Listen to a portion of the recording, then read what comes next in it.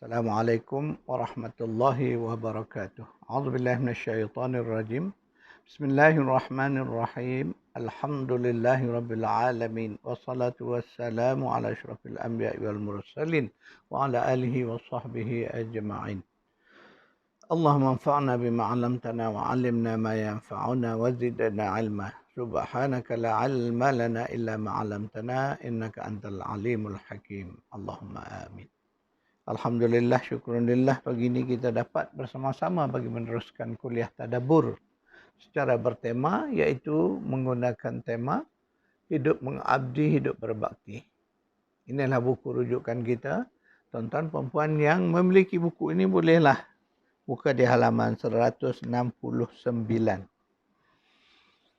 Dalam kuliah kita yang lalu saya telah menyebut bahawa sumber utama ilmu itu yang ada pada kita hari ini ialah Al-Quran. Kitab terakhir yang masih ada dan Allah jamin dia akan memelihara Al-Quran hinggalah ke yaumil akhir. Dan semalam saya telah menyebut bahawa Al-Quran ini sebelum turun ke bumi yang kita kenal sebagai Al-Quran, maka di sana dia dikenal sebagai Al-Kitab. Itu yang disebut di dalam awal-awal surah Al-Baqarah. A'udzubillahi minasyaitonir rajim. Bismillahirrahmanirrahim. Alif lam mim. Dzalikal kitabu la raiba fih. Disebut. Itu kalau mengikut isim isyarahnya tu zalika tu dia menunjuk ke arah yang jauh.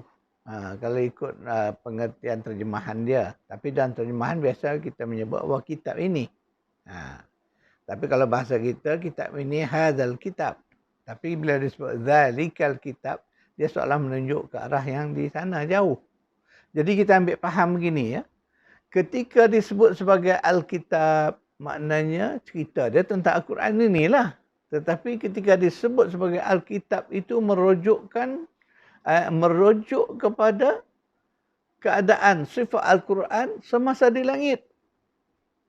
Dan tuan-puan, Al-Quran ini telah sedia ada sekian lama sebelum ciptaan sebahagian makhluk lagi. Al-Quran dah ditulis. Oleh siapa? Ditulis oleh Qalam. Qalam ini siapa? Qalam ini adalah makhluk Allah. Antara makhluk-makhluk yang awal Allah ciptakan. Jadi cerita Al-Quran tentang Qalam ni Allah bagi satu surah khusus. Itulah surah 68. Kalau kita melihat surah 68, namanya Suratul Qalam. Surah tentang Qalam.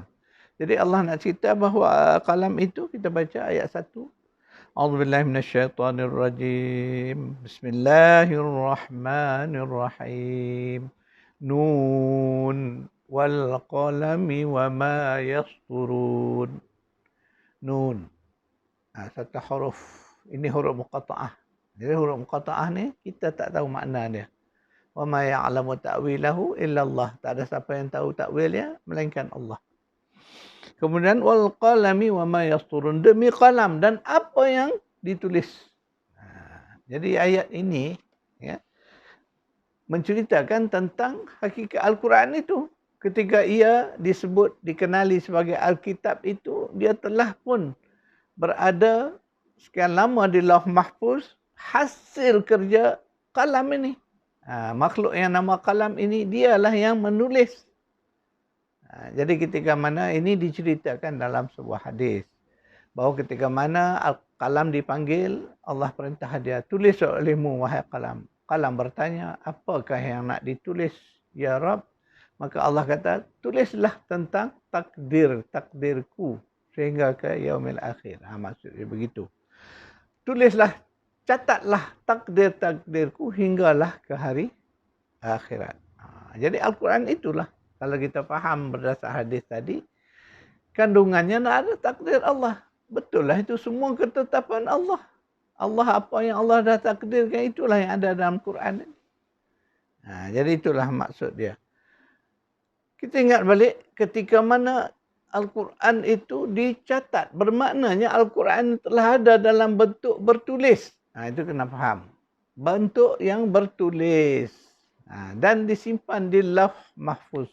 Lauh ni kalau kita faham makna dia, inilah papan putih. Tempat kita menulis tu dia panggil lauh. Papan batu kalau dulu ya. Kemudian hari ini papan hitam, papan putih. Itu semua dipanggil lauh lah. Tempat kita menulis, mencatat. Jadi di lauh ni dipelihara. Itu dipanggil lauh mahfuz. Dijaga rapi. Tak ada siapa yang boleh dipanggil menyentuhnya. Sebab tu kalimah Allah pakai menyentuh. Yang itu disebut dalam surah Al-Waqi'ah. Surah 56.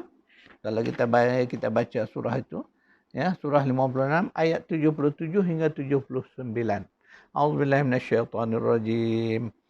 Innahu laqur'anun karim fi kitabim maknun la yamassuhu illal mutahharun. Sesungguhnya yang dibaca kepada kamu itu benar-benar bacaan Quran yang mulia, yang tersimpan dalam kitab yang cukup terpelihara, tidak dapat disentuh oleh yang hanya tidak dapat disentuh melainkan golongan yang disucikan, iaitulah para malaikat yang bertugas untuk menjaganya.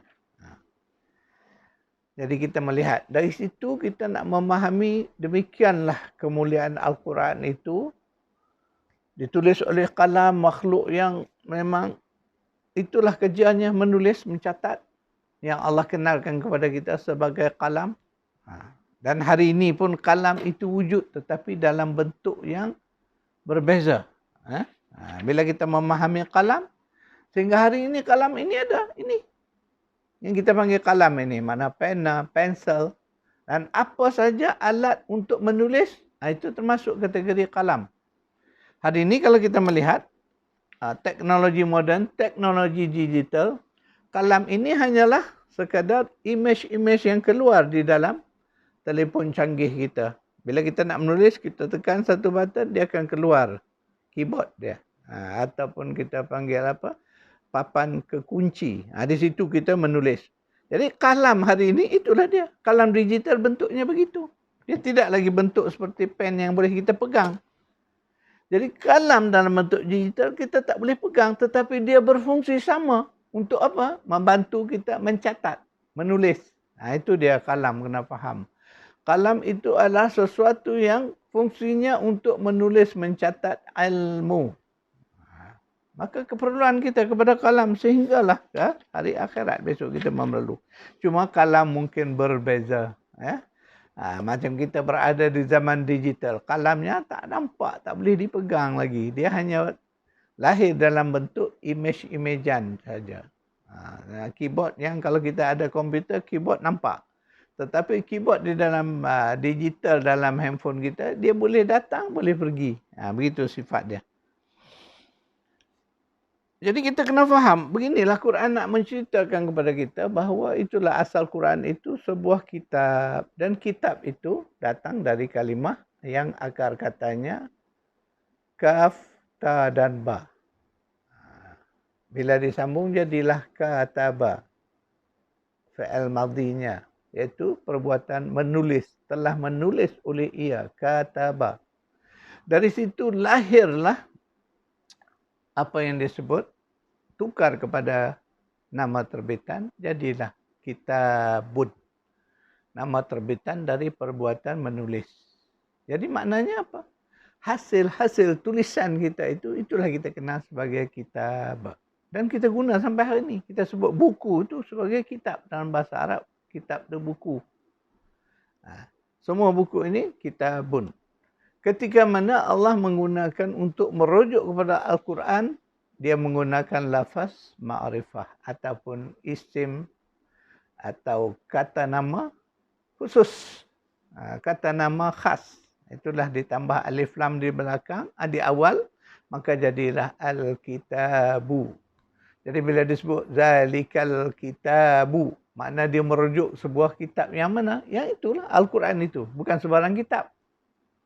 Jadi itu kena bila kita mendalami di bidang tata bahasa, baru kita nampak Ketika mana itu Allah menggunakan Al-Kitabu. Mana merujuk kepada kitab yang khusus itu. Itulah dia Al-Quran. Jadi sebab kadang ada orang bertanya, ada beza ke Alkitab, Al-Quran? Jadi ketika Alkitab itu melihat pada konteks ayat. Dalam Quran pun ada banyak kalimah Alkitab. Ada kala Allah merujuk Alkitab itu kepada kitab-kitabnya yang dahulu. Contoh Taurat, Injil, Zabur. Ia juga dikenal sebagai Alkitab. Tetapi ada kalanya Al-Quran merujuk Alkitab itu kepada Al-Quran. Contohnya dalam ayat yang kita baca surah 2 ayat 2. Jadi di sini kita kena faham dalam konteks ni. Bila Allah sebut Alkitab itu merujuk kepada yang kita baca sekarang ini adalah Al-Quran. Jadi Al-Quran, Alkitab adalah benda yang zat yang sama. Cuma kena faham ketika mana Allah menyebut dia Alkitab, dia berada dalam bentuk tulisan-tulisan.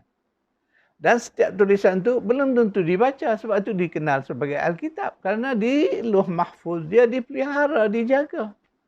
Tidak ada orang membaca dia. Ingat, itu kena faham proses Al-Quran ini. Ketika mana diturunkan ke bumi, barulah ia Alkitab tadi dikenali sebagai Quranun Karimun yang disebut dalam surah Al-Waqi'ah tadi. Ataupun kita kenal hari ini sebagai Al-Quranu dalam bentuk lafaz ma'rifah. Isim ma'rifah. Nama khas. Iaitulah bila sebut Al-Quranu bukan bacaan biasa-biasa. Tidak. Tetapi bacaan yang khusus yang datang dari langit. Itulah nama Al-Quranu. Kenapa dinama Al-Quran? Al-Quran itu kalimah yang akar katanya ialah qaf, ra dan hamzah. Qara'a. Dari kalimah membaca. Jadi Al-Quran ataupun Quranun adalah isim masdar, nama terbitan dari perbuatan membaca, maka jadilah dia bahan bacaan. Beza. Kerana apa? Kerana di bumilah baru Alkitab tadi dibaca. Ini kena faham tuan-tuan dan puan.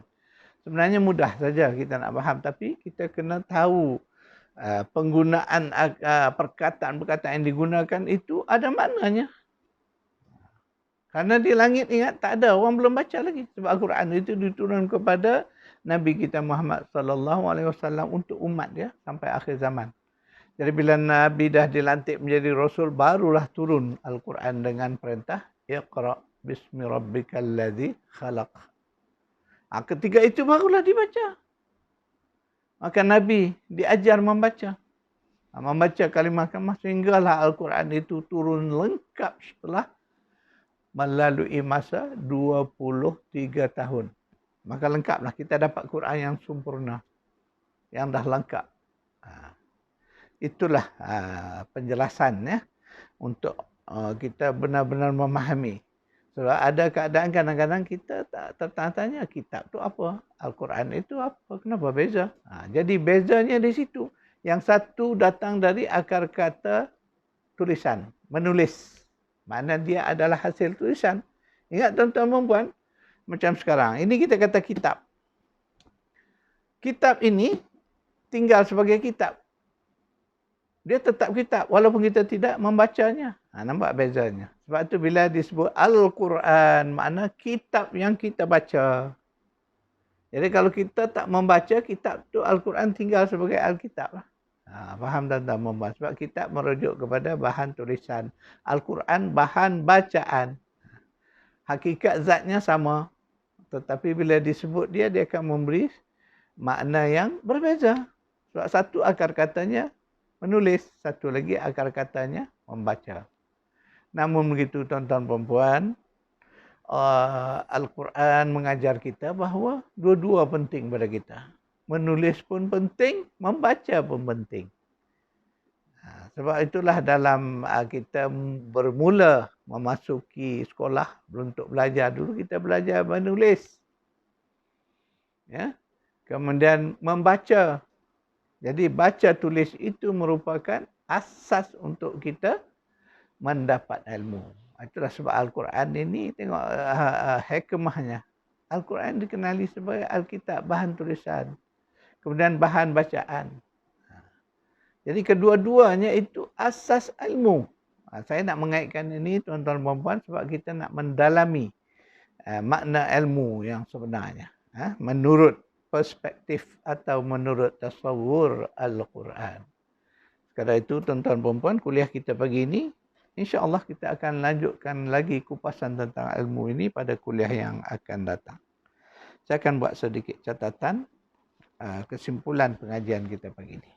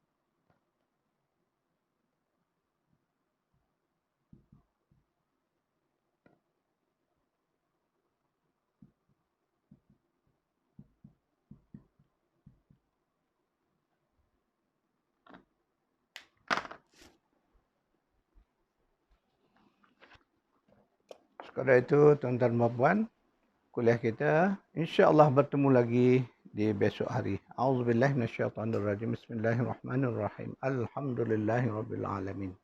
Wassalatu wassalamu ala asyrafil anbiya'i wal mursalin wa ala alihi wa sahbihi ajma'in. ربنا آتنا في الدنيا حسنة وفي الآخرة حسنة وقنا عذاب النار. صلى الله على محمد وعلى آله وصحبه أجمعين والحمد لله رب العالمين.